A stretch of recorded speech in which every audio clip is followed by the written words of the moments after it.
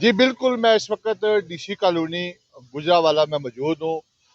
2026 کا 17 ستمبر کو جو موجودہ رجیم ہے ڈی سی کالونی کی مینجمنٹ کمیٹی کا ٹنیور ختم ہونے جا رہا ہے، تو اس کے بعد اب اس سے پہلے ہی ڈی سی کالونی میں انتخابی سرگرمیاں عروج کی طرف گامزن ہیں، اور ایک نیا گروپ آج مرد وجود میں آیا ہے یونائٹڈ گروپ کے نام پر، جس کی آج اناؤنسمنٹ ہوئی ہے۔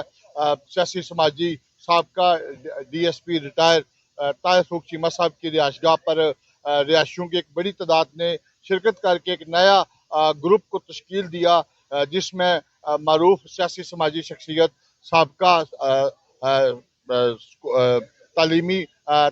شعبہ تعلیم سے ریٹائر ذوالفقار باجوہ صاحب، عباس ورق صاحب، اور موجودہ سیٹ اپ کے سیکرٹری موزم علی ددرا اور دیگر دوستوں نے اس میں شرکت کی اور اس گروپ کو خوشائند کہا، اور ایک دن میں انہوں نے اپنے عہدے دوران کا اعلان کرنے کا بھی عندیہ دیا ہے۔ میرے ساتھ موجود ہے ذوالفقار باجوہ صاحب، ان سے سٹارٹ کرتے ہیں کہ انہوں نے باقاعدہ یہ اعلان کیا ہے۔ باجوہ صاحب، آج آپ نے گروپ کا ایک نیا گروپ ڈی سی کالونی میں، یہ کہا جا رہا تھا کہ ایک گروپ ہی ہو سکتا ہے، لگ رہا تھا کہ ون سائیڈڈ الیکشن لڑ رہا ہے، تو آپ لوگوں نے آج نیا دھماکہ کیا ہے۔ جی، اللہ کے فضل و کرم سے یقیناً دو اگر رزسٹنس قوتیں نہ ہوں تو کبھی بھی عدل نہیں ہو سکتا۔ اگر دو متحارب قوتیں ہوں گی تو توازن ہوگا۔ اگر ایک ہی سائیڈ پہ گاڑی چلتی جائے تو اس کا ایکسیڈنٹ ہو جاتا ہے۔ اس لیے یہ ضروری تھا کہ ایک دوسرا گروپ بھی آتا، جس کی وجہ سے توازن قوت قائم ہوگا اور ڈی سی کالونی کی اس میں بہتری ہوگی انشاءاللہ العزیز اچھا، الرحیم۔ آپ نے یونائٹڈ گروپ کا نام رکھا ہے، تو ایک بار پھر مقابلے میں آپ آگے ہیں، تو آپ کے ساتھ پرانی وہ ٹیم ہے جو کئی دہائیوں ایک دہائی سے ڈی سی کالونی کی سیاسی معاملہ دیکھ رہی ہے۔ جی الحمدللہ میری یہ پوزیشن ہے کہ جو بھی کبھی میرا دوست ہوا آج سے 40 سال پہلے، وہ آج بھی میرا دوست ہے۔ جو 50 سال پہلے دوست ہوا وہ آج بھی دوست ہے۔ میری دوستی اللہ کے فضل سے ہمیشہ ایٹرنل ہوتی ہے، وہ ٹوٹتی نہیں۔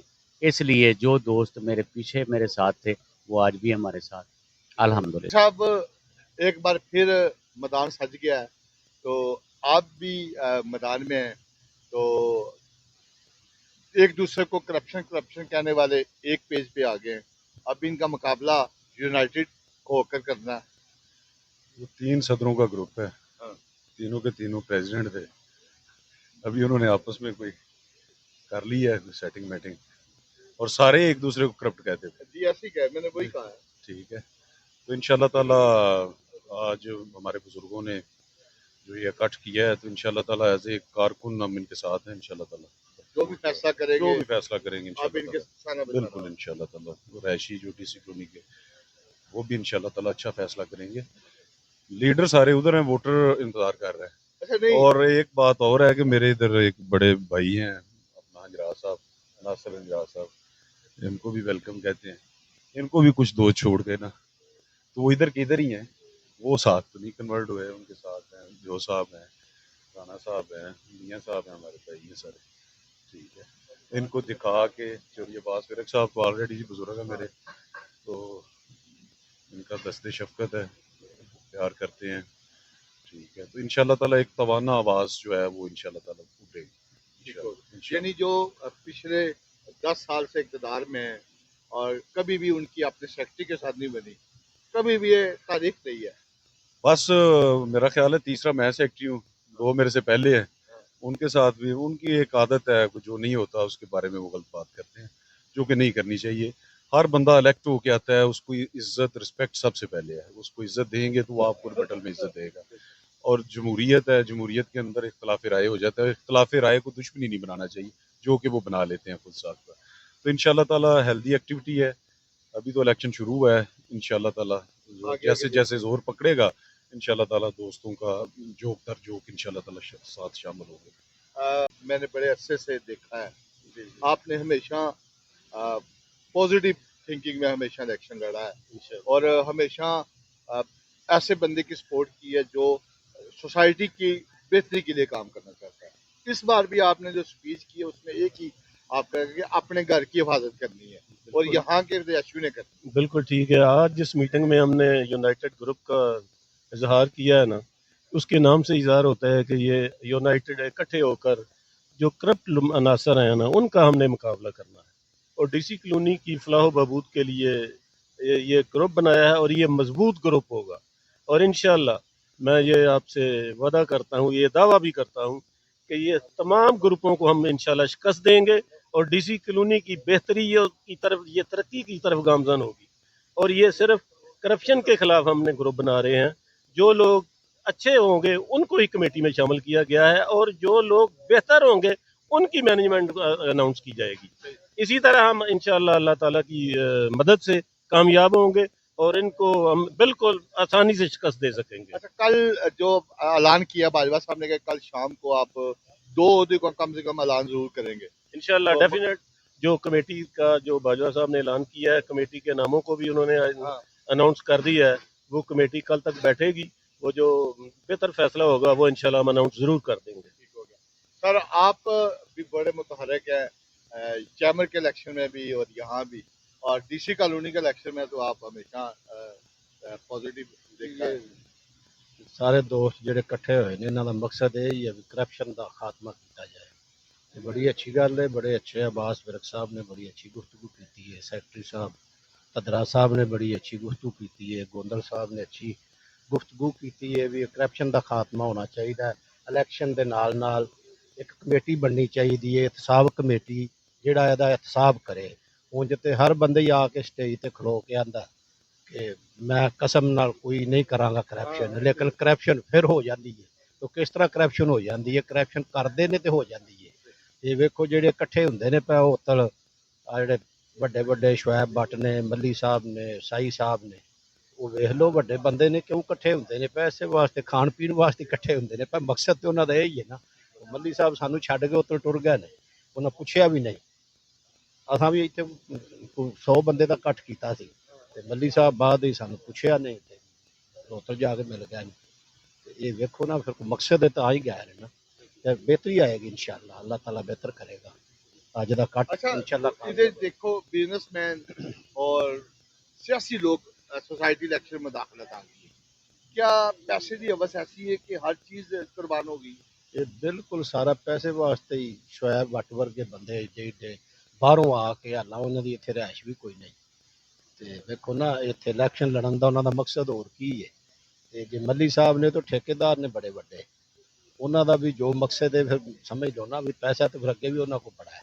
ਤੇ ਸਾਈ ਜਿਹੜੇ ਨੇ ਉਹ ਬਾਬੜਾ ਟਾਊਨ ਤੋਂ ਸ਼ੁਰੂ ਹੋਏ ਨੇ ਤੇ ਉਹਨਾਂ ਦਾ ਵੀ ਸਾਰਿਆਂ ਨੂੰ ਪਤਾ ਹੈ ਕਿ ਜਿਵੇਂ ਦੇ ਮਾਮਲਾਤ ਨੇ, ਇਹਨਾਂ ਦੇ ਖਿਲਾਫ ਹੀ ਨਾਅਰੇ ਲਾਉਂਦੇ ਰਹੇ ਨੇ ਵਟਾਂ ਦੇ, ਕਰਪਸ਼ਨ ਦੇ। ਤੇ ਹੁਣ ਵੇਖ ਲਓ ਇਕੱਠੇ ਹੋ ਕਿਉਂ ਇਕੱਠੇ ਹੁੰਦੇ ਨੇ ਪਿਆ ਵੀ ਉਹ ਬਿਹਤਰ ਗਰੁੱਪ ਕਾਮਯਾਬ ਹੋ ਜਾਏਗਾ ਤੇ ਜਲਦੀ ਅਸੀਂ ਕਰਪਸ਼ਨ ਕਰਾਂਗੇ। ਮਕਸਦ ਤੇ ਇਹ ਹੀ ਹੈ ਨਾ ਉਹਨਾਂ ਦਾ ਕੰਮ। ਹੋਰ ਫਿਰ ਇੰਨੀ ਕਿਹੜੀ ਗੱਲ ਸਮਝੇ ਹੋ ਨਾ ਕਿ ਸਾਰਾ ਮਕਸਦ ਕੁਝ ਬਣਾਉਣਾ ਹੀ ਹੈ, ਕੋਈ ਆਪਣਾ ਬਣਾਉਣਾ ਹੀ ਹੈ। सोसाइटी ਦਾ ਬਹੁਤ ਘੱਟ ਸੋਚਦੇ ਨੇ। ਹੁਣ ਤੇ 3-3 ਦਿਨ ਕਚਰਾ ਨਹੀਂ ਪੈ ਚੁੱਕਦੇ। ਮੇਰੀ ਵੀ ਰਿਹਾਇਸ਼ 88 ਨੰਬਰ ਘਰ ਹੈ ਮੇਰਾ ਜ਼ਿਲ੍ਹੇ ਵਿੱਚ, 3-3 ਦਿਨ ਕਚਰਾ ਨਹੀਂ ਕੋਈ ਚੁੱਕਣ ਵਾਲਾ ਆਉਂਦਾ ਪਿਆ। ਤੇ ਪਾਣੀ ਵੇਖੋ ਬਾਰਿਸ਼ ਹੋਈ ਹੈ ਤੇ ਸਾਰੇ ਪਾਰਕ ਫੁੱਲ ਹੋਏ ਨੇ, ਪਾਣੀ ਨਿਕਾਸੀ ਦਾ ਨਿਜ਼ਾਮ ਕੋਈ ਨਹੀਂ, ਸਾਰੇ ਰੋਡ ਟੁੱਟੇ ਨੇ। ਇਹ ਤਾਂ ਕਿਸੇ ਦਾ ਕੋਈ ਖਿਆਲ ਨਹੀਂ। ਉਹ ਤਾਂ ਵਾਸਤੇ ਉਹ ਸਾਰੇ ਇਕੱਠੇ ਹੋ ਰਹੇ ਸਨ ਕਿ ਬਲਾ ਮੁਕਾਬਲਾ ਅਸੀਂ ਕਾਮਯਾਬ ਹੋ ਜਾਵਾਂਗੇ ਤੇ ਸਾਰੇ ਆਮ ਖੁੱਲਾ ਜੋ ਹੈ ਆਪਣੀ ਮਰਜ਼ੀ ਨਾਲ ਅਸੀਂ। ਕਿੱਥੇ ਨੇ ਠੇਕੇ ਉਹ ਜ਼ਮੀਨਾਂ ਦੇ?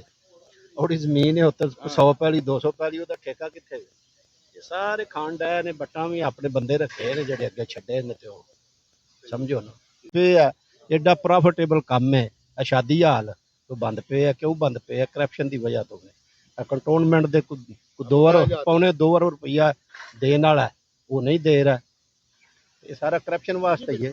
ਤੁਸੀਂ ਕੀ ਕਹਿ ਰਹੇ ਹੋ? मैं देखो गुजारिश है कि काफ़ी तकरीबन 14-15 साल तो इतने से रिहाइश रखी हुई है। सब तो पहला इलैक्शन जो 2016 ਦੇ ਵਿੱਚ ਹੋਇਆ ਜੀ ਸੀ, ਜੀ ਉਸ ਤੋਂ ਬਾਅਦ ਦੂਜਾ ਇਲੈਕਸ਼ਨ ਨਸਰ ਕੀਮ ਨੇ ਕੀਤਾ।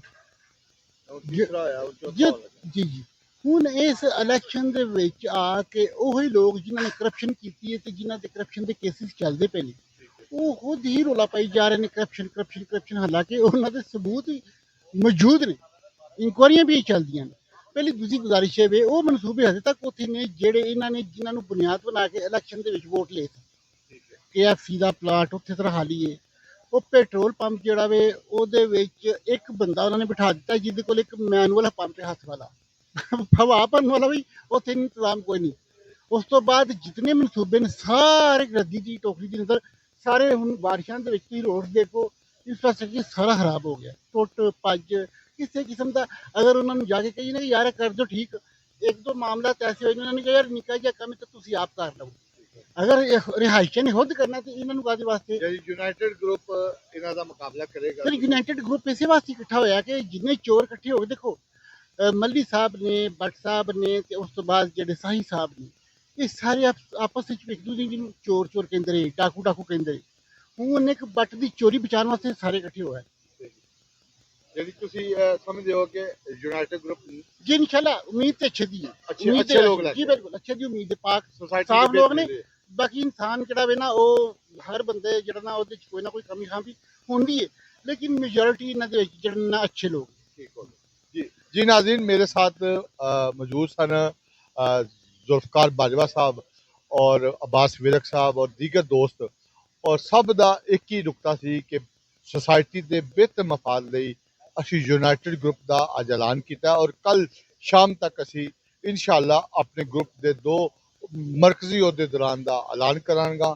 और ਇਹਦਾ बुनियादी मकसद यही है कि जितने भी पहले दौर जितने भी लोग एक दूजे ਨੂੰ ਚੋਰ ਚੋਰ ਕਹਿਣ ਵਾਲੇ ਕਰਪਸ਼ਨ ਕਰਨ ਵਾਲੇ ਉਹ ਇਕੱਠੇ ਹੋ ਗਏ ਔਰ ਉਹਨਾਂ ਦਾ ਮੁਕਾਬਲਾ ਕਰਨ ਲਈ ਰਿਹਾਇਸ਼ੀਆਂ ਦੀ ਇੱਕ ਸਾਲਿਆ ਔਰ ਬਿਹਤਰ ਟੀਮ ਜੋ ਰਿਸ਼ੀ ਕਲੋਨੀ ਫਲਾਹ ਬਹਿਬੂਦ ਲਈ ਕੰਮ ਕਰੇਗੀ ਉਹਨੂੰ ਅੱਗੇ ਲਿਆਵਾਂਗੇ ਔਰ ਆਉਣ ਵਾਲਾ ਵਕਤ ਡੀਸੀ ਕਲੋਨੀ ਦੀ रोशन नवीद लैके आएगा। मैंने जो इजाज़त इंशाअल्लाह ज़िंदगी ने वफा की तो कल फिर मिला।